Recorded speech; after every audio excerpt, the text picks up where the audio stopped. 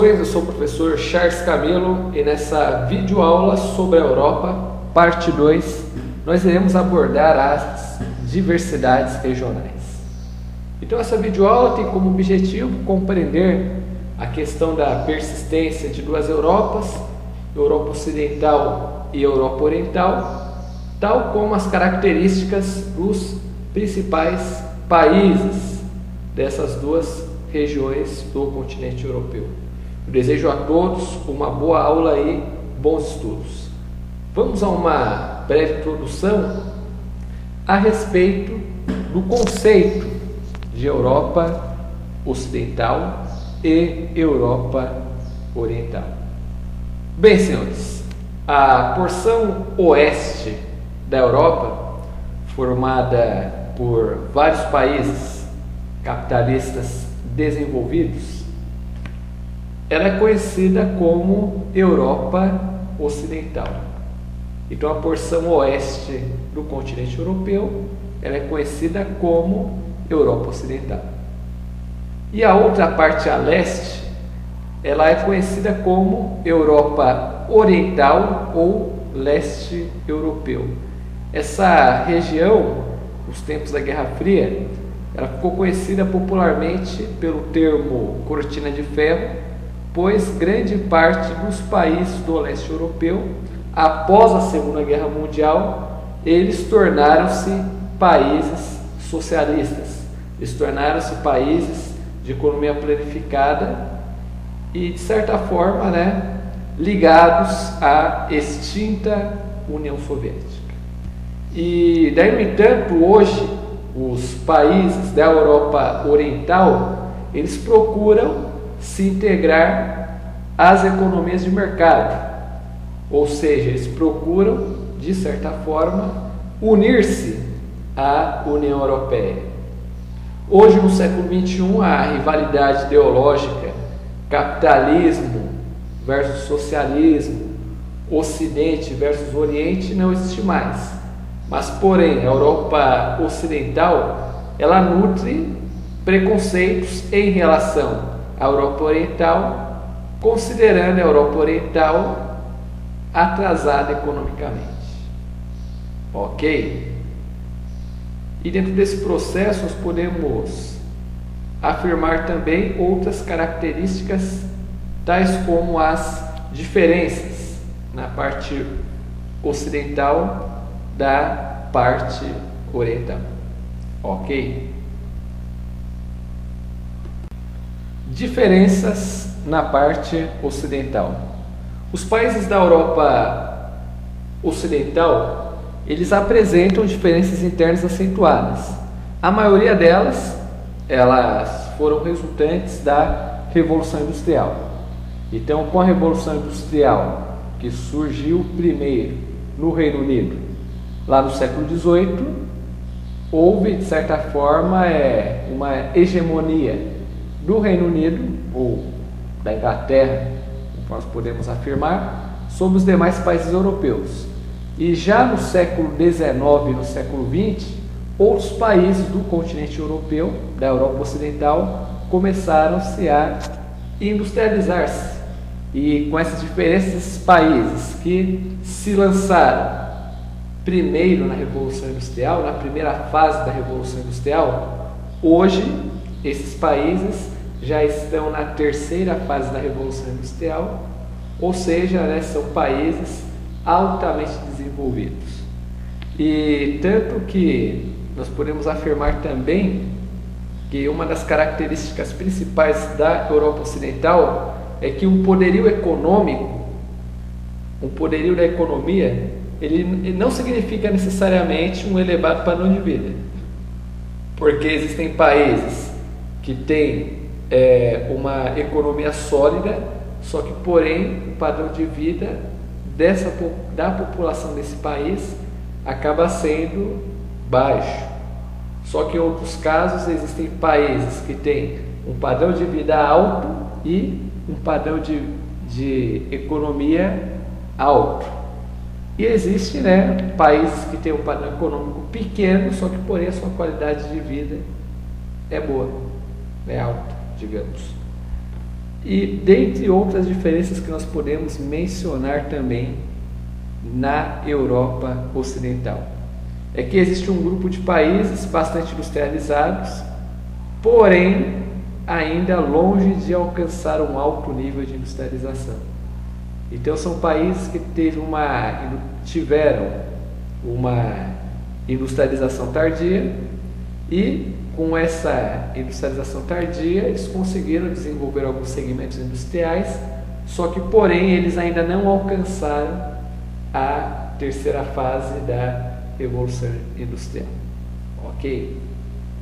E para concluir, existe um terceiro grupo que é formado por países agrícolas, países que têm o setor primário como um papel muito forte dentro da sua economia.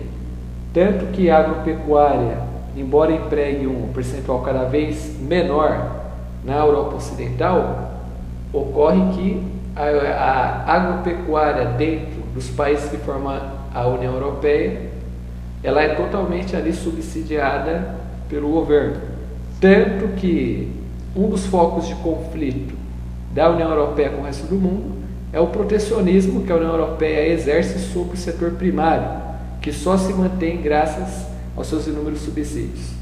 Os 4 países mais ricos, ou as economias mais fortes da Europa, são a Alemanha, a França, o Reino Unido e a Itália. Então esses países, digamos, são os mais importantes ali no que diz respeito ao aspecto econômico. Alemanha. Apesar de ter sido destruída durante a Segunda Guerra Mundial, a Alemanha conseguiu se reconstruir graças à ajuda dos Estados Unidos por meio do Plano Marshall. E hoje, no século XXI, é a economia mais importante da Europa e uma das 4 potências econômicas do mundo, juntamente com os Estados Unidos, a China e o Japão. E as indústrias de base, elas ainda continuam sendo praticamente a essência da industrialização para a Alemanha. Tanto que no setor da indústria mecânica, a Alemanha ela é o primeiro exportador mundial de máquinas e ferramentas, é o principal exportador mundial, máquinas industriais. E a região mais industrializada da Alemanha é a que engloba os vales do rio Reno e de 2 dos seus afluentes, Meno e Ruhr, com destaque para as cidades de Frankfurt, Colônia, Essen, Dortmund e Düsseldorf.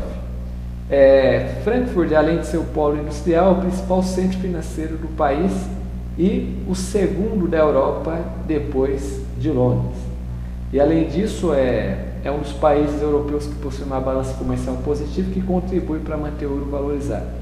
Até 1990 era dividido em República Democrática Alemã, socialista, e República Federal Alemã, capitalista. E daí, no entanto, com a crise do mundo socialista, ocorreu a unificação das 2 Alemanhas. E com isso, hoje, a atual política alemã ela tem se chocado com inúmeros movimentos ecológicos, principalmente do Partido Verde.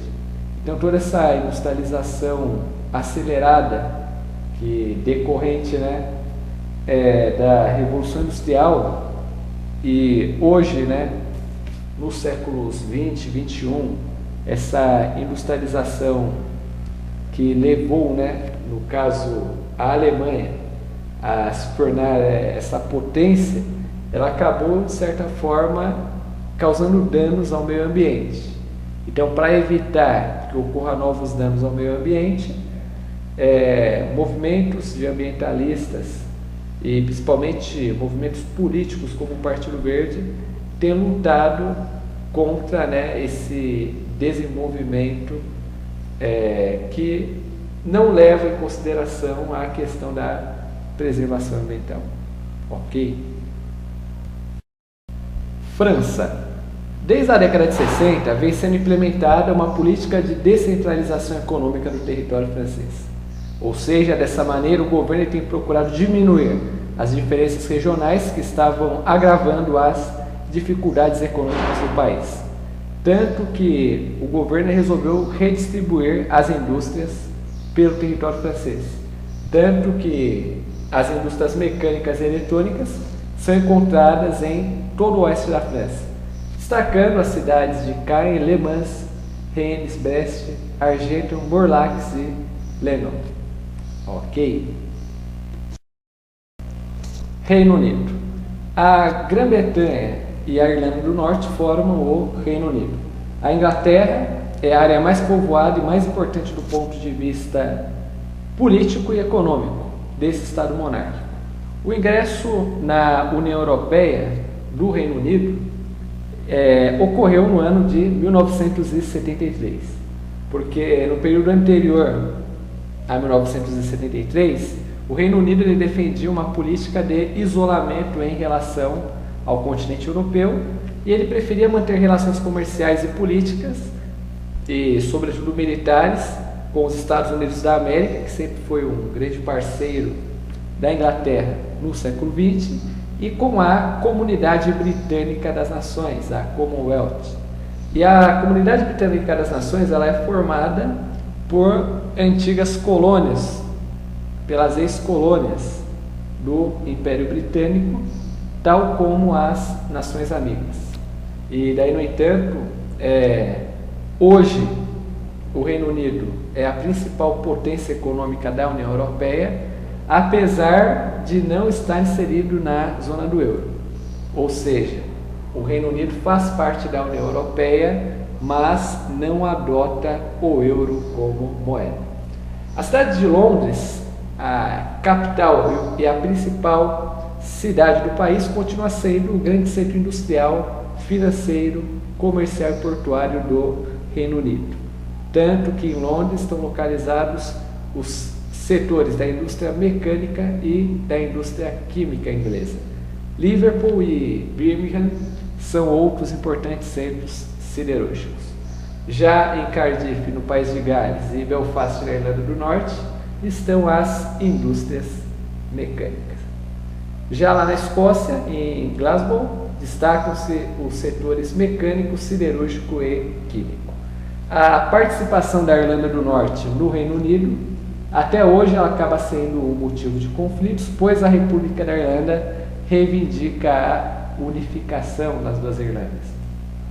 Porque a Irlanda, ela, durante grande parte da sua existência, ela fez parte do Reino Unido, só que, porém, no século XIX houve um movimento de independência, por causa que a Irlanda ela era um local de conflitos, porque parte da população era católica e a outra parte protestante.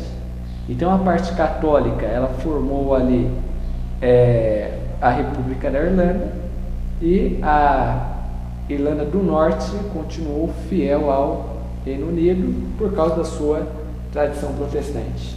E além disso, outro ponto a se destacar é que em novembro de 2014 houve ali um plebiscito para a independência da Escócia. Então vários escoceses foram às urnas através de um referendo para ver se a Escócia se tornaria uma nação independente do Reino Unido ou continuaria. Só que conforme os números do referendo, a Escócia, o povo escocês preferiu permanecer unido ao Reino Unido. Ok?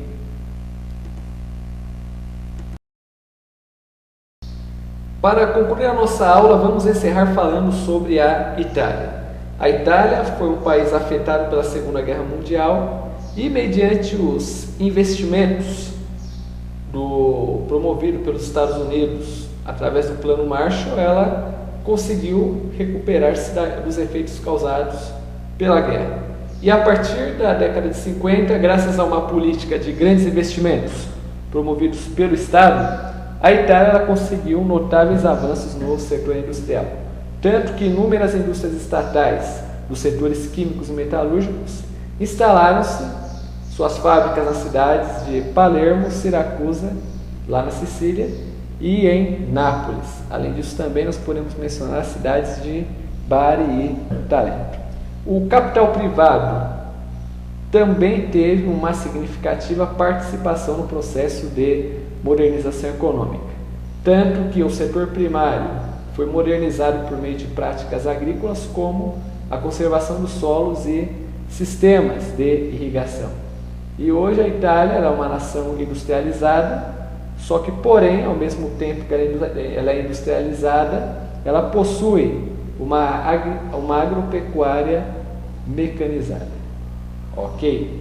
Bem, senhores, por aqui eu encerro essa primeira parte da nossa aula sobre a Europa, sobre as diversidades regionais, e até o próximo episódio.